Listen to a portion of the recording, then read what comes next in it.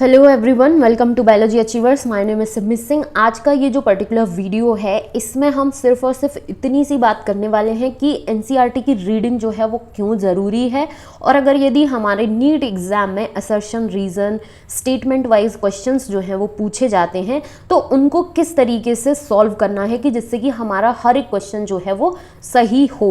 मैं यहाँ पर आपको एग्जाम्पल के तौर पर दिखाना चाहूँगी कि जो नीट 2023 का एग्ज़ाम हुआ है उसमें अप्रॉक्स 17 to 18 क्वेश्चंस जो हैं वो पूछे गए in the form of assertion, reason and statement. और ये जो क्वेश्चंस हैं वो तभी करेक्ट सॉल्व तभी हो पाएंगे जब आपने एनसीईआरटी की रीडिंग जो है वो बार बार की होगी और चीज़ों को बहुत अच्छे से ध्यान में रखा होगा, क्योंकि थोड़ा सा वर्ड प्ले भी कर दिया जाता है क्वेश्चन में। ठीक है, तो अंधे में तुक्का मार के नहीं करना है, अंधे में पढ़ाई नहीं करनी है, चीज़ें बहुत अच्छे से क्लियरली पढ़नी है। ठीक है, तो यहाँ पर हम देख सकते हैं कि ये जो क्वेश्चन है गैमेटोफाइट्स के रिगार्डिंग, ठीक है, तो ये भी डायरेक्ट एनसीईआरटी की बुक जो है कि मॉसेस वाला जो टॉपिक है वहाँ से उठाया गया है। ठीक है, नेक्स्ट क्वेश्चन जो पूछा गया है कि फोर्स जनरेटेड ट्रांसपिरेशन, जो ट्रांसपिरेशन वाला प्रोसेस है वहाँ से स्टेटमेंट्स जो हैं उन दोनों को डायरेक्ट एनसीईआरटी की बुक से पिक किया हुआ है। यहाँ पर देख सकते हैं जो रेड कलर के बॉक्स में है इन्फॉर्मेशन वो स्टेटमेंट्स में, असर्शन, रीजन में दी हुई है। ठीक है, ये हो गया। नेक्स्ट क्वेश्चन जो है वो ग्लाइकोलाइसिस पाथवे से है। ठीक है, तो ग्लाइकोलाइसिस पाथवे से जो असर्शन रीजन के फॉर्म में पूछा गया है, एज इट इज इतनी जो इन्फॉर्मेशन है ना उसको असर्शन रीजन के फॉर्म में यहाँ पर रख दिया गया है क्वेश्चन में। ठीक है, उसके बाद ये है एंडार्च एक्सार्च कंडीशन के रिगार्डिंग। उसके बाद ये क्वेश्चन है लेट वुड वाला। ठीक है, जो कि इसमें यहाँ पर इंफॉर्मेशन पूरी की पूरी एज इट इज़ गिवन है। उसके बाद ये है जिम्नोस्पर्म में पोलन ग्रेन्स के रिगार्डिंग क्वेश्चन, तो एनसीईआरटी की बुक का यहाँ से ये पैरा से क्वेश्चन जो है उसका फॉर्मेशन किया गया है। ये है इंटरनोड फ्लोरल फ्लावर के पार्ट्स के रिगार्डिंग, तो इससे इन्फॉर्मेशन जो है ये जो एनसीईआरटी की इन्फॉर्मेशन है इससे क्वेश्चन का फॉर्मेशन किया गया है। उसके बाद ये गॉस कॉम्पिटिटिव एक्सक्लूजन प्रिंसिपल है जिसमें दोनों ही स्टेटमेंट जो हैं वो बुक से as it is copy paste कर दिए गए हैं। जिस क्वेश्चन में वर्ड प्ले किया गया है वो मैं यहाँ पर बता दूंगी। ये जो क्वेश्चन है वो मेल और फीमेल रिप्रोडक्टिव सिस्टम जो है उससे एक एक स्टेटमेंट दे दिया गया है जो कि एज इट इज बुक जो है वहाँ से कॉपी पेस्ट किया गया है। उसके बाद प्रोटीन जो है, ये जो क्वेश्चन है यहाँ पर वर्ड प्ले किया गया है कि जो फर्स्ट अमाइनो एसिड है इसको सी टर्मिनल बोल दिया गया है, लेकिन जो लिखा जाता है वो इस तरीके से लिखा जाता है एन से सी टर्मिनल। ठीक है, फर्स्ट अमाइनो एसिड जो होता है यहाँ पर एन टर्मिनल होता है, लास्ट अमाइनो एसिड जो है वहाँ पर सी टर्मिनल होता है। तो ये जो स्टेटमेंट है इसमें वर्ड प्ले किया गया है, लेकिन जो इन्फॉर्मेशन है बाकी वो एज इट इज बुक से ही ली गई है। ठीक है, उसके बाद ये एंडोमेट्रियम वाला क्वेश्चन है जो कि एज इट इज बुक से लिया गया है एनसीईआरटी की से। उसके बाद ये आरएनए का क्वेश्चन है जो कि ये भी अगेन एनसीईआरटी की बुक से ही लिया गया है।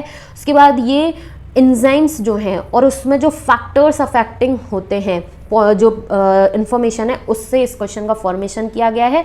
ठीक है, तो यहाँ पर एज इट इज इन्फॉर्मेशन जो है बुक में वहाँ से इसको किया गया है। उसके बाद ये प्रोकैरियोट यूकैरियोट में यहाँ पर भी वर्ड प्ले किया गया है इस क्वेश्चन में। वो इस तरीके से किया गया है कि हमें इतनी इन्फॉर्मेशन पता होती है कि डीएनए जो है वो फॉस्फेट ग्रुप की प्रेजेंस की वजह से नेगेटिवली चार्ज होता है, बल्कि यहाँ पर पॉजिटिवली चार्ज बोला गया है। और प्रोटीन्स जो है वो पॉजिटिवली चार्ज होती हैं तो प्रोटीन्स को यहाँ पर नेगेटिवली चार्ज बोला गया है। तो इस तरीके से थोड़ा सा वर्ड प्ले भी होता है क्वेश्चन में, तो इस चीज़ का बहुत अच्छे से ध्यान रखना है। लेकिन जो इन्फॉर्मेशन बुक में है उसको एज इट इज लिया गया है बट थोड़ा सा वर्ड प्ले कर दिया गया है। ठीक है, एमनियोसेंटेंसिस और इसमें जो बैन वाला इन्फॉर्मेशन है उसके साथ में थोड़ा सा वर्ड प्ले किया गया है जो कि बुक में as it is information available है एनसीईआरटी की में। उसके बाद ये नेफ्रॉन्स के रिगार्डिंग क्वेश्चन है। यहाँ पर जो वर्ड प्ले किया गया है रीजन में कि जक्स्ट्रामेडुलरी नेफ्रॉन जो होती है उसमें जो हेनले लूप होती है वो शॉर्ट होती है, जबकि ऐसा नहीं होता। ये जो लूप होती है इस टाइप के नेफ्रॉन में वो लॉन्ग होती है, लेकिन जो कॉर्टिकल नेफ्रॉन होते हैं उसमें लूप जो है वो शॉर्ट होती है, तो यहाँ पर उसको ट्विस्ट कर दिया गया है। सो इस तरीके से ध्यान भी रखना है, लेकिन पूरी की पूरी इन्फॉर्मेशन एनसीईआरटी की बुक से ही ली गई है, कहीं बाहर से क्वेश्चन जो है उसका फॉर्मेशन नहीं हुआ है। ये है सेल साइकिल में। सेल साइकिल में सिर्फ और सिर्फ यहाँ पर इसको बता दिया गया कि इनएक्टिव होती है मेटाबॉलिकली, जबकि वो मेटाबॉलिकली एक्टिव होती है। इस तरीके से क्वेश्चन जो है उसका फॉर्मेशन किया गया है। उसके बाद यहाँ पर बताया गया है कि ये जो क्वेश्चन है कि जो इलेक्ट्रोस्टैटिक प्रेसिपिटेटर है वो थर्मल पावर प्लांट्स में यूज़ किया जाता है, लेकिन ये किस लिए यूज़ किया जाता है, जिससे कि 99% जो पर्टिकुलेट मैटर होता है एग्जॉस्ट में उसको रिमूव करने के लिए यूज़ किया जाता है। लेकिन जो स्टेटमेंट 2 है उसमें दे दिया गया कि इससे आयनाइजिंग रेडिएशंस जो है वो रिमूव होती हैं, ऐसा नहीं होता है। सो यहाँ पर देख सकते हो आप कि कितने सारे क्वेश्चंस जो हैं वो असर्शन, रीजन और स्टेटमेंट वाइज नीट 2023 में पूछे गए और सारे के सारे क्वेश्चंस जो हैं वो एनसीईआरटी की बुक से ही बनाए गए हैं। एज इट इज़ लाइंस जो हैं उनको रखा गया है।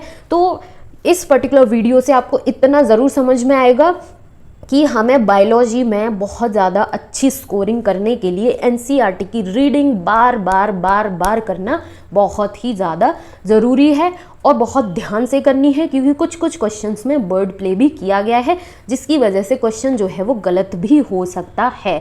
तो अगर यदि आप अपना अच्छे से प्रिपरेशन करते हैं और एनसीईआरटी की रीडिंग बार बार करते हैं तो इस तरीके के सारे क्वेश्चंस जो हैं वो डेफिनेटली आपके सही होंगे। एंड अगर यदि कहीं पर भी कोई प्रॉब्लम होती है तो प्लीज़ कमेंट सेशन में ज़रूर कमेंट करें। कंटेंट हेल्पफुल रहता है तो प्लीज़ वीडियो को लाइक करें, चैनल को ज़रूर सब्सक्राइब करें और अपने फ्रेंड्स के साथ भी ज़रूर शेयर करें। ठीक है, thank you so much for watching.